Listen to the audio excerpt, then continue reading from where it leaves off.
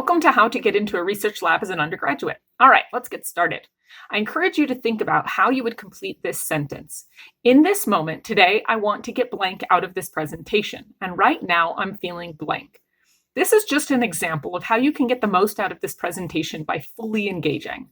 And I don't believe in lecturing, but interacting. I know, that sounds a bit odd since this is a pre-recorded video, but you can still do it. Use active and careful listening. Take notes and jot down any questions that you want to ask your instructor, or feel free to reach out to me directly. I'll give you my contact information at the end of this video.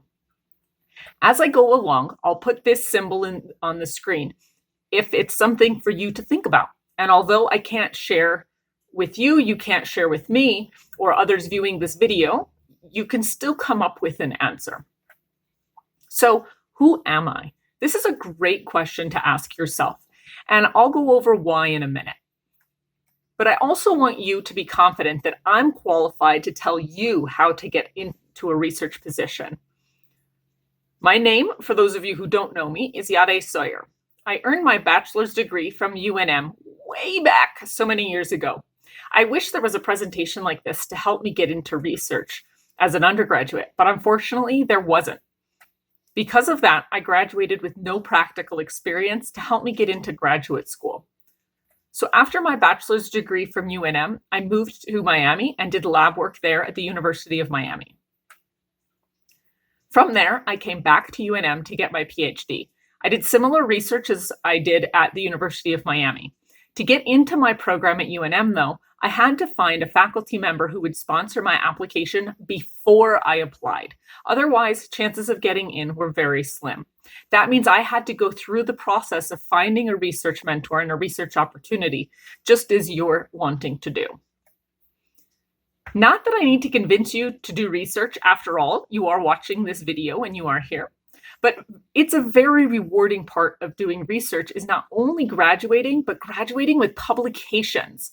Because perhaps surprising, not all students, even PhD students, get publications out of their research. And for an undergraduate, doing research already sets you a step above, but getting publications from that research helps you stand out compared to those who are doing research. It also feels great to see things through from start to finish. All right, enough about me. That's not why you're here. You want to know how you can get into a research lab, especially as an undergraduate student. So let's go back to the statement, who am I? As I said, this is something that is important for you to ask yourself. Why do you think that is? So you have to know who you are to know what you want. If you want a research position during the semester, you most likely need it within Albuquerque. But if you're looking for something to do in the summer, it can be anywhere. But it helps to narrow that down based on both the field of interest, but also the location. You want to be happy and gain a holistic experience, not just to do the research. You also need to make sure that you know what you want to study, because you have to find a research mentor who can help with this. And the last very important reason is you have to know what you bring to the table. What are your positive features? What are your areas for growth? These will help you sell your worth as a contributing lab member. You can figure out both what you're interested in and what you can contribute by talking to your professors, your advisors, mentors, graduate students, classmates, your friends, and your family. You may not know what you want to do with the rest of your life right now, but that's completely okay and normal. Just always remember to be honest with yourself about your likes and dislikes.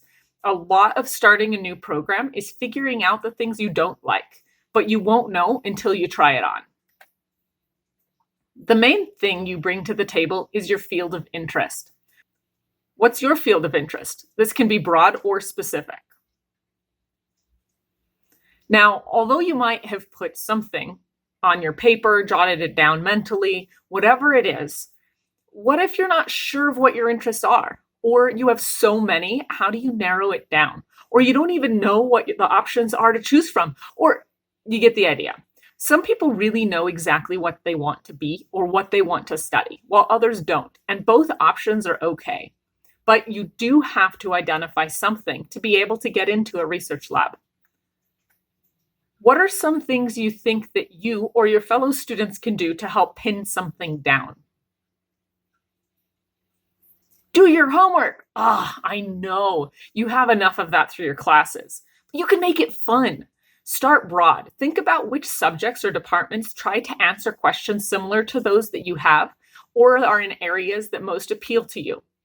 You don't know what that is? Start by looking at definitions of what each department or general field does and build from that. You can also do a web search with your research interest and the term UNM and research to see who or if that research is already happening here on campus. Each department website should have a list of faculty members and their research, so look and see what piques your interest or aligns with what you have in mind. As you're reading each entry, ask yourself, does this research sound interesting? Do you want to learn more about it or talk to them about it?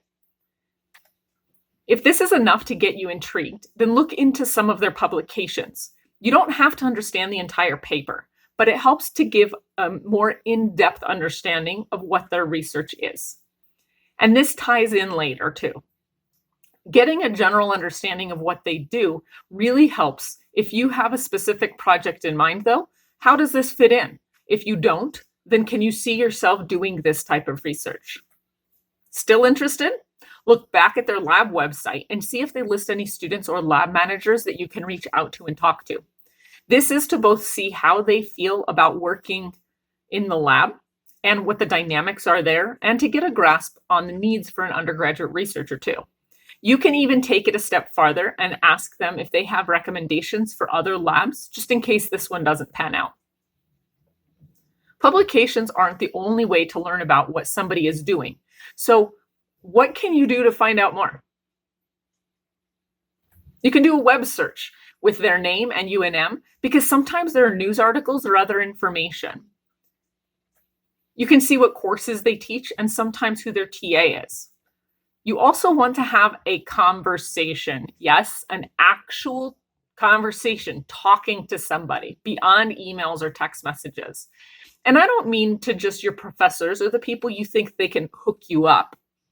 Why would you want to talk about your interests or what you want to do, or the fact that you want to do research, even if it's just with a random person in a checkout line in a grocery store? You never know what will come of that conversation. Even to a friend, a UNM staff member that seems unrelated to what you're looking for, or your advisor. They may have heard of an opportunity and wouldn't know to tell you about it without knowing it's something you're looking for. For example, we developed an app. We had one of our students develop it, a computer science student, but we wouldn't have reached out to him had he not come and talked to me. And I said, what have you been up to recently? And he told me he was in an app contest. So when the position became available, I thought of him immediately. So that's just an example of how you can do that. You also want to take full advantage of your professor's office hours, as well as the hours of the professor you're interested in working with, even if you're not in their class. You want to talk with them about what they study, tell them about your interests, ask for recommendations for graduate students who want to have an undergraduate worker with them, or if they take undergraduates into their lab. But it really helps to build the relationship and show your interest before you ask for a position in their lab. Once you find someone you'd like to do work with, what do you think the next step should be? You can call to request your first meeting or send them an email. Either way, make sure you are as professional as possible. We have a document on writing a professional email you can use to guide you, and use it. If you find that you do everything I suggest already, great, you can feel proud that you already do it all. And if you don't, you can be glad that you used the guide and made your email as professional as possible. But I'll go over the key takeaway points in a minute. With all of this, it's very important to be patient with finding somebody you want to work with when scheduling your meeting, and also when you're in your first meeting. You don't want to start the conversation off with the fact that you're interested in a research position. Instead, use this time to introduce yourself, what you're interested in, summarize what you think they do, and ask them to clarify and expand on that. Express your interest in their work. Then, at the close of your meeting, if things seem to go well, ask them if they take undergraduate researchers into their lab and what the procedure is for that. If they're not interested, don't currently have space, Ask them for recommendations or other people that you can reach out to based on the conversation you had and the interest that you've expressed to them. Also, be patient while waiting for a reply. Faculty sometimes take up to a week or even two to reply to an email. Not all faculty check their email every day, and they'll sometimes want to ask around about the student before replying. So don't rush the replies. But follow-up emails are okay, and it shows follow-through, which we'll talk about in a second. But you want to give it at least 48 hours, if not a week, before you do so. And make sure the email is not angry or hostile. Another extremely important thing to do is follow through. Career success is 10% performance, 30% your image from others, and 60% exposure to research, resources, people, and opportunities. You get those by seeing things through to the end and having those conversations that we mentioned before. If you set up a follow-up appointment, be there. If you're given additional suggested reading, do them. And if they don't have space, don't give up and keep looking. Passion and ambition go a long way. To get ready to write your email, let's take a second and make sure you're nice and relaxed. You do this by taking care of yourself. And with our increased sedentary lifestyle right now, we need help to stay focused while we're at the computer for so many hours a day. So we're going to practice something that you can easily do on your own. First, close your eyes. Let your eyes relax. Yeah, close your eyes. I see them still open. I know mine are shut, but I can see that yours are open. So you close your eyes. When you open your eyes, you can put up your hand or put something in between your screen and your eyes so that there's something closer to your face. Then I want you to look at something farther away, something 10 feet away, 20 feet away. All of this allows the lens of our eye to contract and expand, which exercises it and keeps our eyes from becoming fatigued. It also enables us to blink more frequently. We don't often blink enough when we're looking at a screen, so it gives us that little bit of a break. So you can do that very subtly and discreetly on your own too. All right, we're ready to move on. How can you be professional in an email? What do you include? What do you avoid? First off is you want to tailor your message. The goal is to present yourself as a professional who is genuinely interested in the research. So you need to make sure that the email is personal, is addressing the professor by name, addressing the specific field of research and what you're looking for. Not a research position, but wanting to learn more. You can start this off by having a meaningful subject line. That is your first impression. Make it count. It's also what makes the recipient decide to open the email or not, or open it right away versus waiting.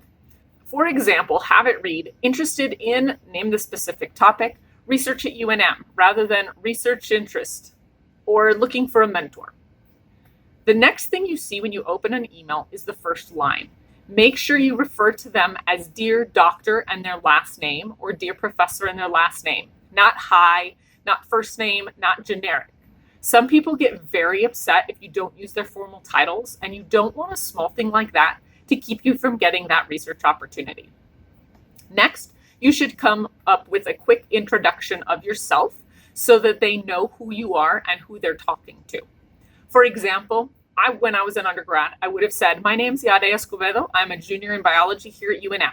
And then if you already have a connection with them, let them know what that is. I'm a student in your mammalogy class this semester. Or how did you decide to reach out to them? Professor Gannon recommended I reach out to you. Or I saw your information on the departmental website and was really interested in. What do you think should come next? You want to give a brief reason for why you are writing. If you make it too long, they might not look at it, but there has to be enough detail that makes them want to connect with you. Start off with something like, I'm writing because I'm very interested in your, and state the specific research. I hope we can meet to discuss it further. Do not ask them to be a mentor right away. This comes after speaking with them in person. You should even throw in a few details from the papers that you read. Remember, I said it ties in later? Here is how. This shows that you did more than just find a name on a website. It shows you take initiative, which is also a very important part of being an undergraduate researcher. Next, ask about meeting up.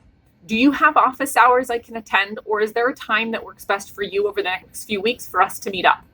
You can even give them times that work best for you to help speed things along. Make sure you give them an out, though, while remaining productive. For example, I understand if timing is off. If so, can you recommend another professor or graduate student who might be able to meet with me sometime to talk to me about these interests? And then list the general areas that you're interested in. Make sure you close out with a thank you for their time. Even if it's just reading the email, they still took some of their time, so you want to thank them.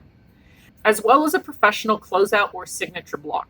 This can include your name, your degree with expected graduation date, and any other contact information you want them to have.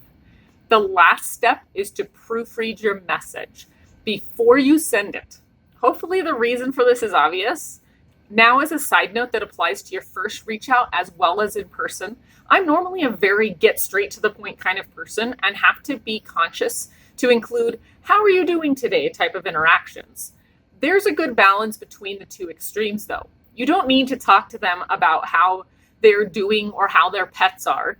You also don't want to ask them for something without showing them that you deserve it.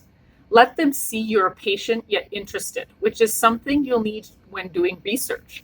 In other words, keep the conversation to the point in the sense that it's on topic, but do not be so direct that you come across as pushy. Now that you've set up a meeting, what are some of the key things you should do to prepare for that meeting? Meeting with them is not just to convince them to take you on, but for you to see if it's a good fit for you as well. It's a two-way interview. The absolute most important thing to do is be prepared. You should already be familiar with their work because that's what got you to this point. But you want to make sure to refresh your memory before going into the meeting. You can do this by looking over their ResearchGate or LinkedIn profiles or going back over their website and their publications. When you were first doing your research, you saw all that, but you were reading a lot of information from a lot of different people. So this can help you remember the details for this meeting and this particular research. Again, this is a two-way interview, and it's important to show not only how you can contribute to their research, but how it ties into your own interests as well. This includes your non-engineering or computing interests. Many innovations come from the combination of external passions, like art, music, the outdoors, or whatever else it is, into the specific technical fields. Make sure you know how to summarize your own research interests in a few sentences and tie this into their research. You can ask yourself what some of your motivations are or why you care about the project. Remember, it's okay to not have something specifically in mind. Sometimes this is helpful because you have a broader set of potential projects, but it also means that the researcher has to be okay with guiding you to the more specific projects. Both approaches have their benefits. As you're preparing, you can look into the research topics more broadly. So Google it and look through journal articles. Take notes on any questions that you have along the way. There are a lot of different teaching, mentoring, and learning styles. We each have our own needs. Think about being in a new research lab. What comes to mind of the things that you might need? Hand-holding or autonomy, specific tasks or general ideas, routine tasks or variety. What are your needs? Take this one step further to think about what your needs are so that you can ask and talk about them in your meeting. Do you want to know what their current projects are? What about future projects they have in mind? Have they worked with undergraduates before? What's a typical project that they see undergraduates being able to work on? What's their mentoring style? What's their research style? How frequently do you need or do they want to meet? What mode of communication works best for both of you? What qualities do you have that can make you successful in the lab? But also ask them what qualities they think would make someone successful in their lab. If the meeting goes well, be prepared to ask more specifically about them taking you on as a mentee. We'll get to that in a minute. The last thing to do to prepare is to make sure you have notes on all of this, including how to say the person's name correctly. If you can't figure it out, make sure to ask them in your first meeting. Can you please tell me how to pronounce your name correctly? These notes shouldn't be pages and pages, but more bullet points to trigger your thoughts. Try to keep them to one page so you're not flipping through things, but have space to take notes on them so that you're not having to follow up on things beyond just expansion. Even if you know your own research interests, it helps to include these in your notes because sometimes our nerves get the best of us. Have a list of questions you want to ask them and prioritize it in case you can't get through them all. Now you're finally ready to meet in person. By that I mean not just email exchanges. What are some things you would be most nervous about going into this meeting? Talk to your friends about these things. Talk to your instructor or reach out to me, and we can brainstorm ideas of how to help you minimize those nerves. Some things associated with this live meeting, though, depending on the personality of the person you're meeting with or the amount of time they have, your meeting might be very brief and direct, or it may be more of a go with the flow. So having your notes ready, use them as it's appropriate, but don't be stuck to that format. If there are any must-ask questions, make sure you work them in before you leave. And that's where that priority list comes in. You don't have to watch the clock, but be cognizant of the time. Aim for a 30-minute meeting, but request it for an hour. This gives you time for the natural flow of conversations. But at that 30-minute mark, say something like, I want to be respectful of your time. Should we wrap things up? Or I appreciate your time. Can you spare a few more minutes for some additional questions? But you don't want to look like you're ignoring them for your phone. So wear a watch or say out loud, let me check the time before you look at your phone. You've already provided a first virtual impression, and that got you this far. So don't slack off now. Make sure you dress well and are on time. If you don't know where the room is or the location is, make sure that you get to the meeting early. You can't redo that first impression, so make sure it's a good one. Professional, enthusiastic, and responsible. It's okay to be nervous. This just means that you care. Just try to be aware of what you do when you are nervous and do what you can to reverse it. For example, if you talk quickly, slow it down. If you hold your breath, breathe. But don't worry too much about it. You can add reminders in your notes if you need to, right? Breathe every so often. If you fumble, that is okay. Just go with it. Repeat or clarify if you need to, but you do not need to apologize for it. Just keep moving. But make sure that as you're moving in the right direction and that you're starting off on the right foot. You want to start the meeting by thanking them for meeting with you or expressing your excitement about speaking with them. Then give a brief summary of why you are there, your elevator pitch. It's called this because it shouldn't last longer than you can cover in a single elevator ride. What do you think this should include? Yeah, your name, your major, your year, why you requested the meeting. But again, it should be to learn more about their research and their lab, and even to get thoughts on what you can do to get into a research position, but not to get the job with them right away. From there, it goes back to being flexible and adaptable. Go with the flow. The professor may ask you some questions, or you can ask them some of yours. I saw that you study, was wondering, or what projects are you currently working on? And go from there with questions that you have prepared.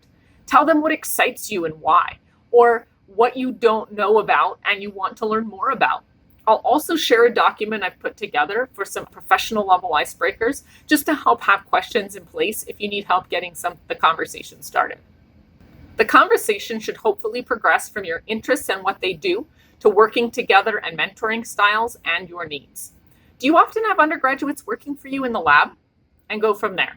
If you think things went well and you'd be happy in their lab, then it's okay to ask directly if they would be open to having you join their lab, but do not ask to get a paid position at this point.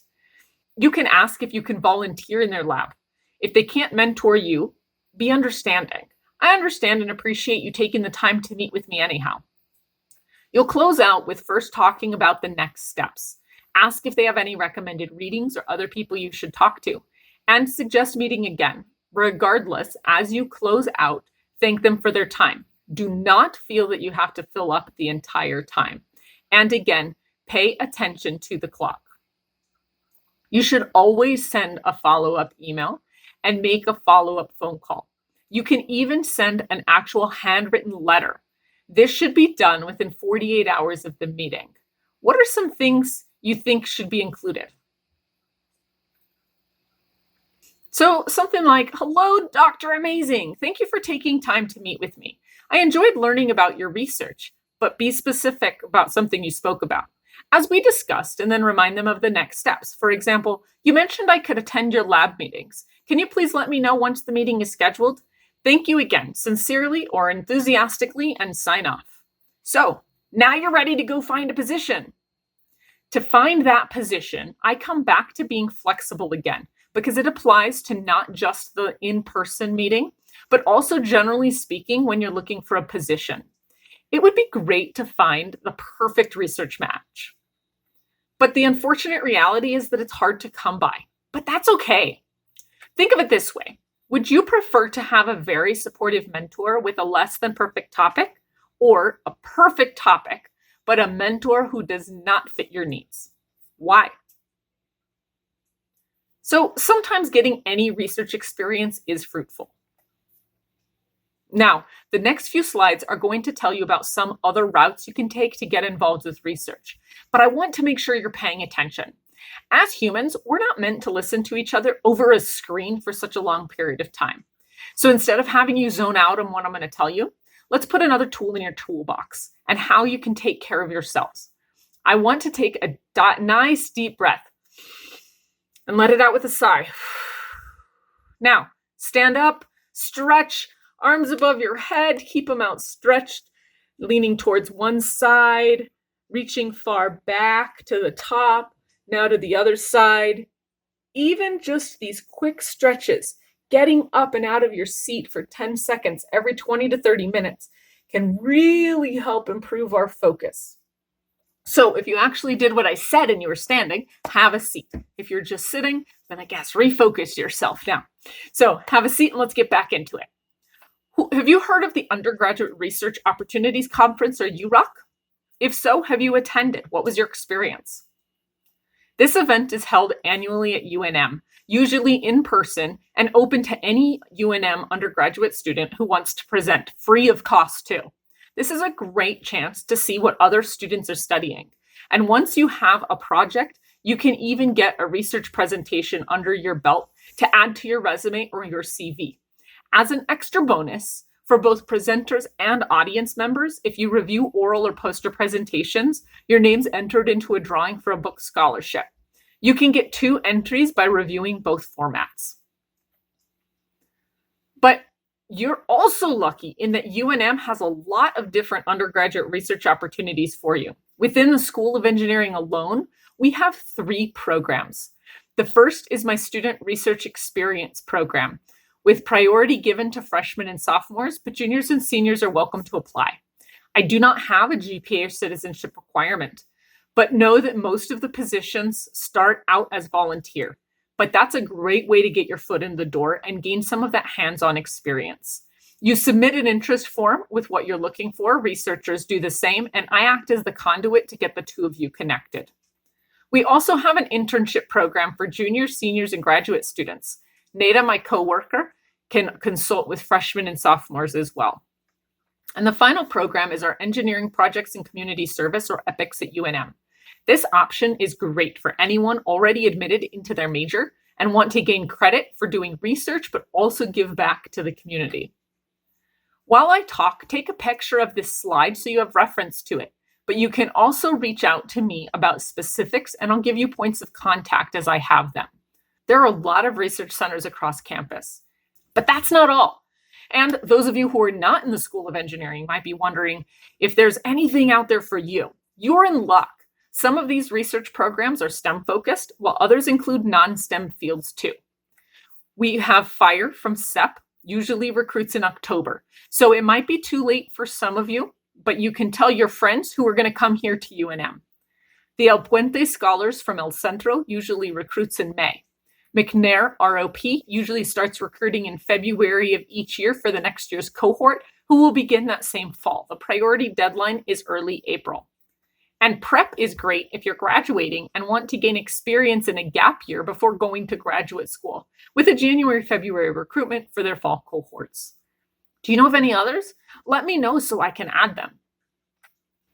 There are also a lot of off-campus opportunities in and out of the state.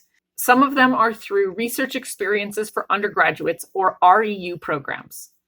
Have you heard of REUs before? Have you had one? If so, what do you do? And how was your experience? Share that with us.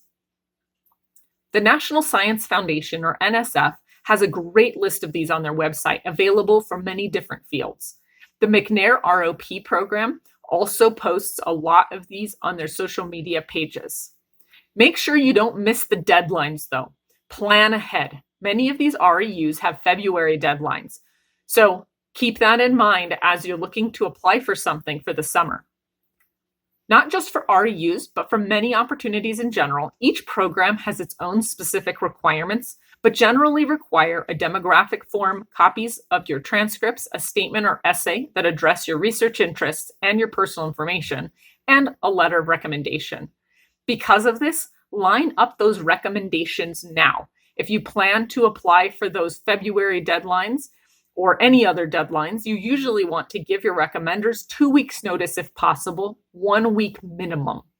If you plan at least a semester ahead, strong letters can be easier to come by than you think if you start building those relationships now.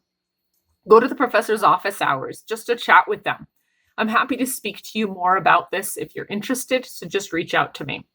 But don't be intimidated by the application process. And it's worth it because a lot of these programs are thrilled to see applications, especially from UNM students, since UNM has a unique demographic composition and a lot more to offer. One of the best things about locking in an REU, besides getting the research experience, is that you get paid to do these. Typically, REUs give somewhere between $3,000 and $5,000 stipends and cover room and board and travel expenses when travel is possible. They are usually 6 to 8 weeks beginning in June. Before you go, I have to let you know about the great things that we have to offer at the Engineering Student Success Center, because we're just amazing. Have you heard of our tutors before? Have you used them? We have tutors available nights, weekends, and regular business hours. They cover most core STEM classes, as well as engineering and computing specific programs, classes, and softwares. We also have our semester-long programs. I pair students up with STEM professionals to get career guidance. I'm always looking for peer mentors for that one-on-one peer mentoring experience. And then I also, as I mentioned earlier, my student research experience program. Do you have our app on your phone? If not, get it there now. Success.unm.edu. It's a website, but it functions like an app if it's on a mobile device. Add it as a shortcut onto your device, and it's easy to see what we have coming up within the next month at the touch of your fingertips. Our next rollout will also have a login feature, so it'll be that much easier to RSVP and get reminders of our events. If you want to know what we have to offer throughout the rest of the semester, go directly to the website, ess.unm.edu/events, and you can see what we have planned for the entire semester.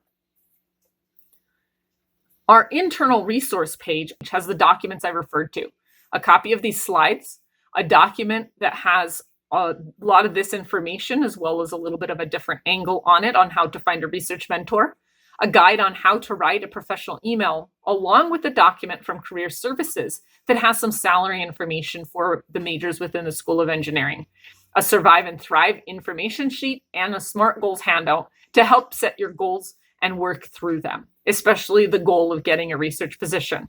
And as a bonus, a copy of my presentation on how to give good versus bad oral presentations. And to wrap up, think about 1 or 2 takeaways from this presentation.